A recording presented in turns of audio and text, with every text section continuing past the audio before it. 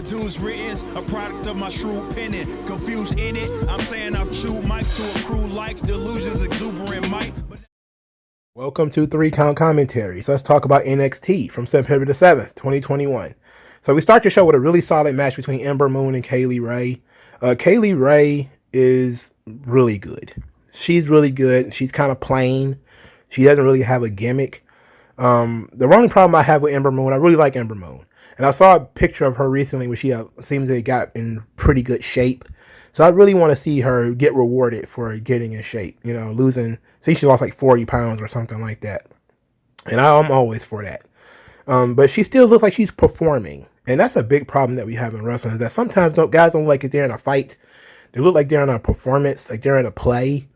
It's like, that's not really what wrestling is. But this match is pretty solid. It was very solid. Kaylee Ray wins with a pretty good sequence where they do the bridge up and it looks about to be a backslide. But in the backslide, Kaylee Ray hits her gory bomb for the finish. It was brutal. It was dope. Good match. Later, Ember Moon complains that she's been going through a lot in the last 90 days. She lost her tag team titles.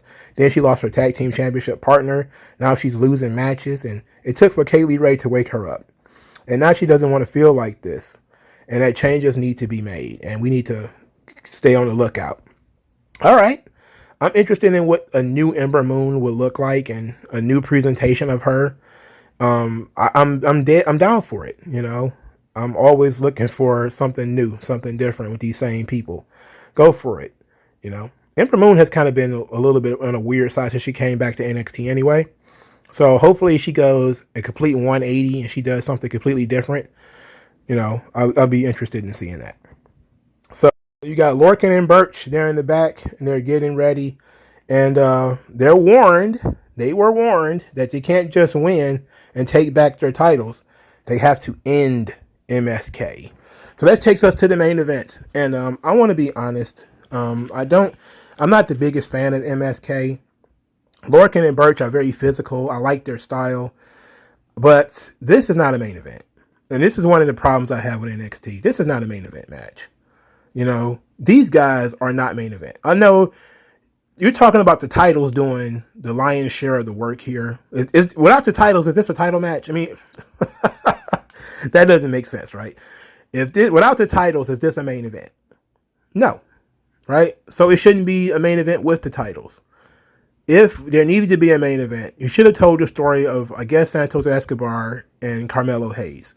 Because at least Santos Escobar is a main event guy, right? But with this, it feels like the mid-card is in the main event, and it's really weird. So MSK win the match. It was solid. It was a great mixture of styles. I just cannot buy MSK as a main event act. They're not quite Young Buck-ish, and they're actually pretty physical for smaller guys. There was an elbow that I believe Desmond and Xavier threw in this match that was pretty vicious for him. They won with the elevated neck breaker. Following the match, Pete Dunne and Holland whooped the ass of Lorcan and Birch for failing them. And you know what? I was like, this was good. This was good. This was solid. This was the kind of thing that they needed. You know, it didn't get quite the reaction that everybody wanted it to because Lorcan and Birch are already heels. And so are Dunne and Holland. So it was just kind of like, you know, jackals eating each other. So, you know, that's kind of how it was. But, you know, over the last month, we've seen Lorcan, Birch, and Thatcher all get beat up to end the show. And you have to ask, when there's people talking about more NXT cuts, you have to look at these guys and ask the question, are they worth keeping around? Or are they expendable? I hate that we have to do that every time after every episode of NXT. But, you know, it is what it is.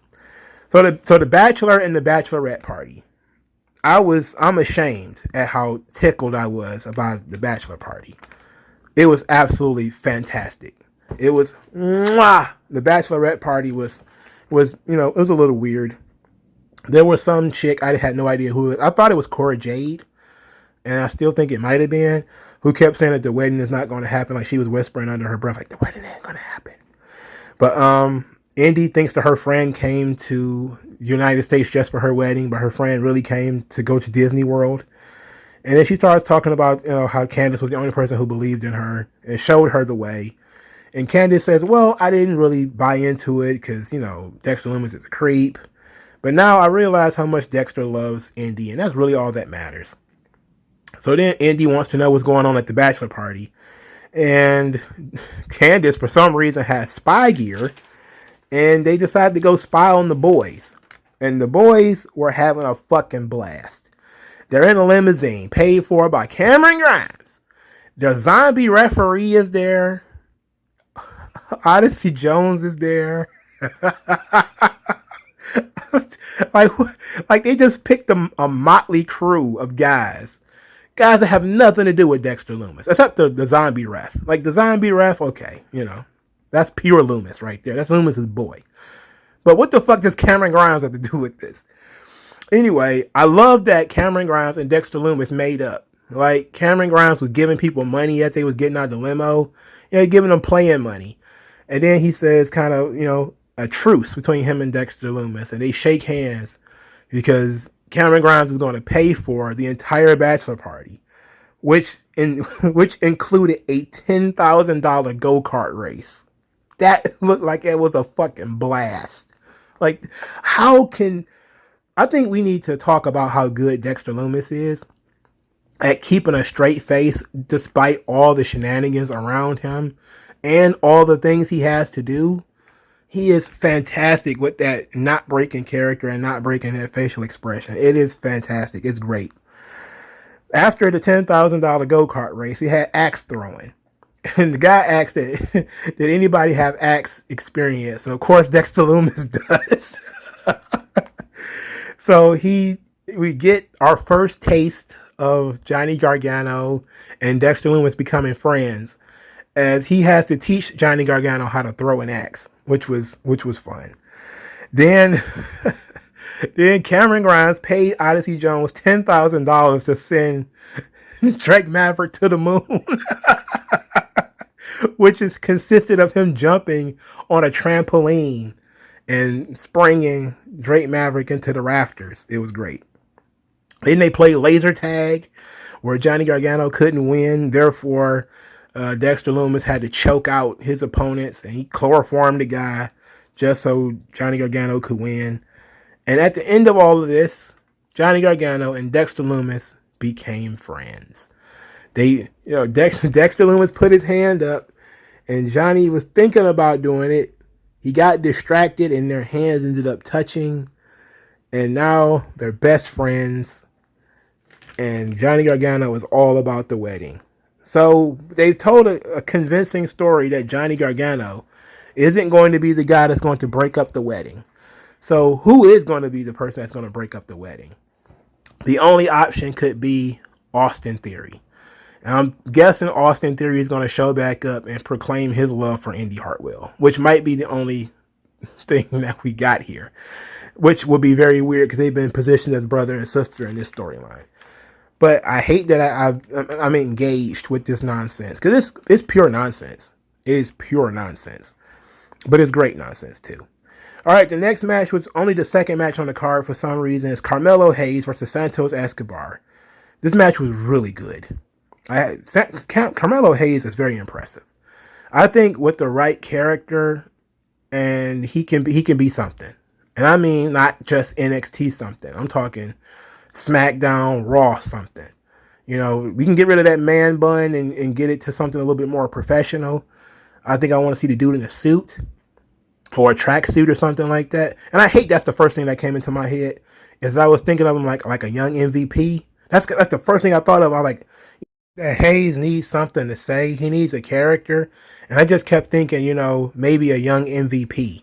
And I love that idea because I love MVP. I was an MVP booster back in 2006 when he first debuted.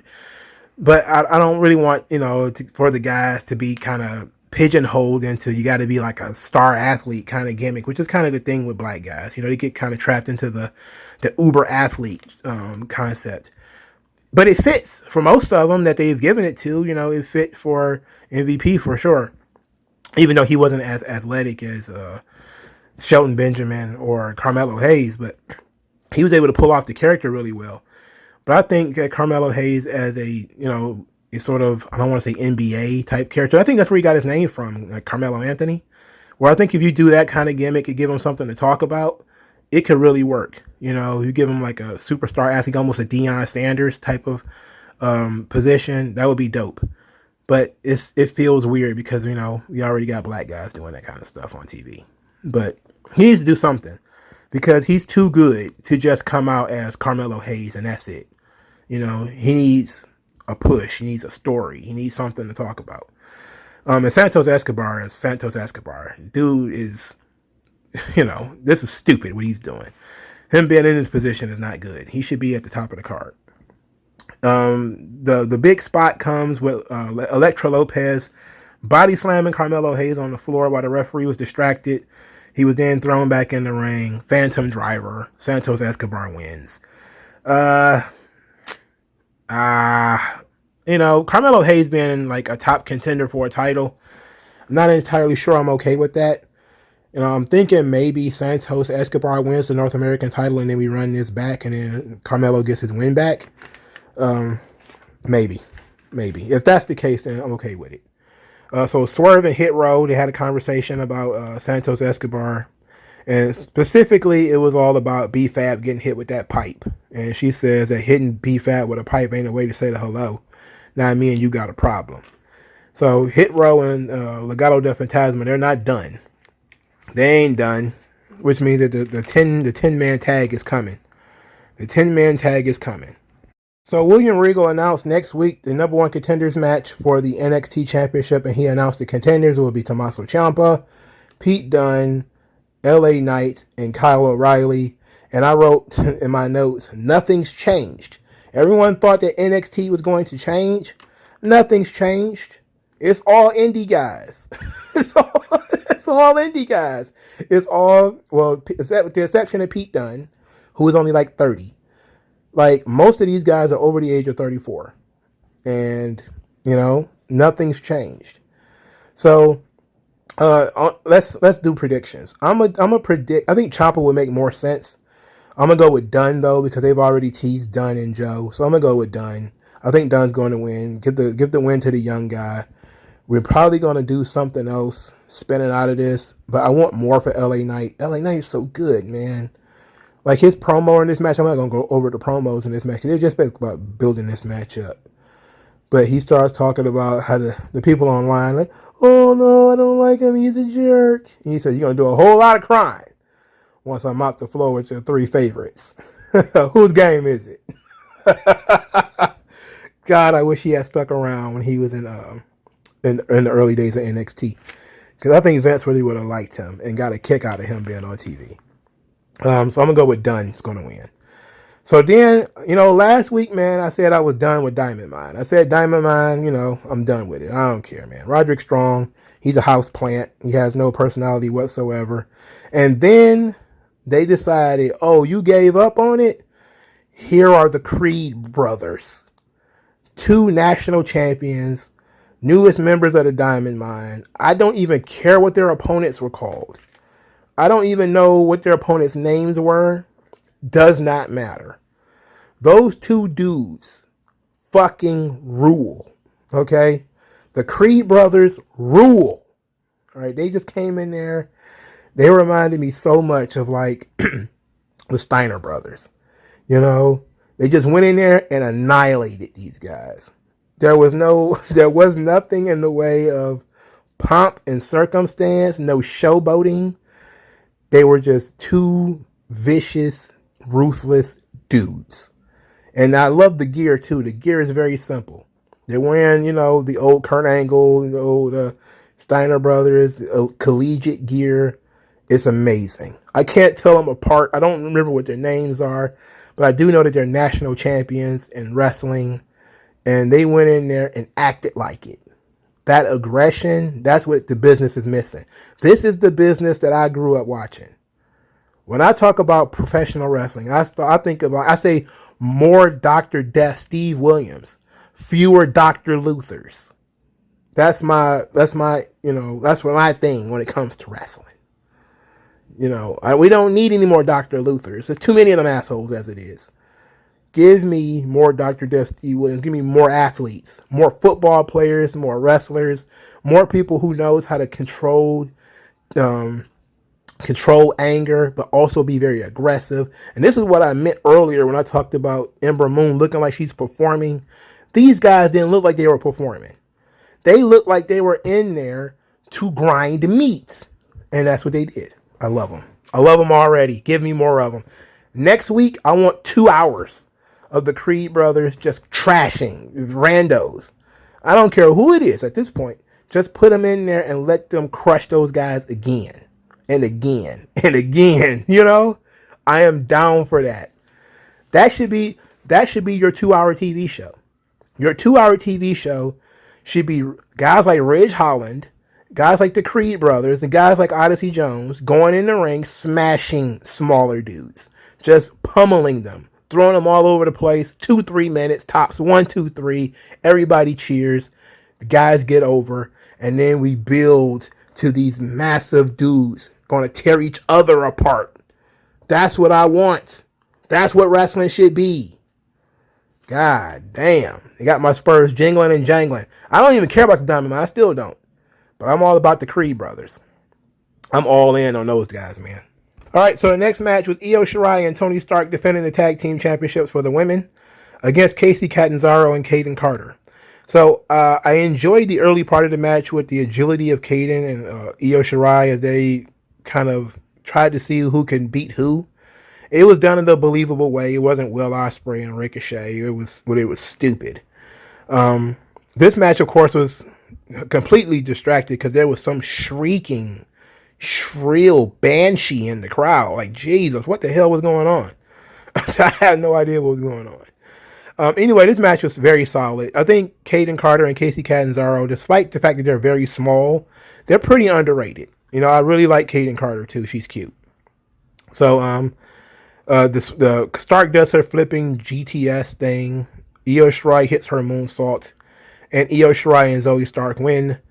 Following the match, Gigi Dolan, Cora Jade, and Mandy Rose beat up Kacy Catanzaro and Kaden Carter, and now Mandy is wearing old Sheamus's mask. Look at me, little hat. Look at me, little jacket. My little mask. You took me mask. And that was cool.